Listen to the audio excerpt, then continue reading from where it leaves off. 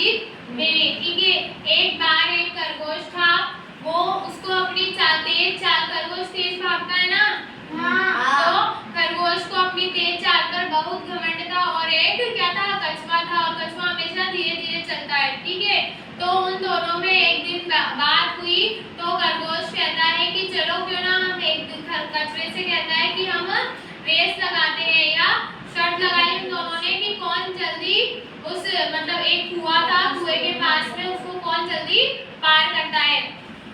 तो वो गए दोनों, और खरगोश जल्दी जल्दी भागकर और वहां एक पेड़ के नीचे जाकर सो गया, है ना। और कछुआ बेचारा धीरे धीरे चलकर आ रहा था, और धीरे धीरे चलकर, और वो तो सो गया। कौन सो गया? खरगोश।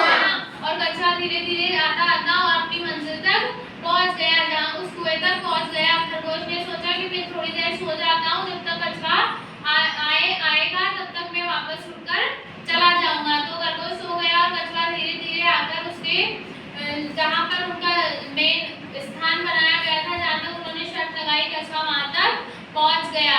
ठीक है, और खरगोश सोता ही रह गया, और इस पर खरगोश की हार हो गई। और जाकर फिर वापस खरगोश की जब नींद खुली, तो खरगोश जाकर देखता है कि कछुआ वहां पहले से ही मौजूद था। तो कछुए की क्या हो गई यहाँ, खरगोश की हार हो गई और कछुए की जीत हो गई, और खरगोश का घमंड टूट गया। इस कहानी से हमें क्या शिक्षा मिलती है?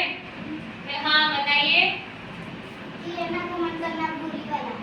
ठीक है, हमें कभी भी घमंड नहीं करना चाहिए किसी भी बात पर। हम चाहे कितने ही बड़े हो जाए या कितना ही कुछ कर ले, हमें किसी भी हमारी आदत पर घमंड नहीं करना चाहिए। और कौन बताएगा इस कहानी से हमें क्या शिक्षा मिली? और हमें घमंड नहीं करना चाहिए। हमें घमंड नहीं करना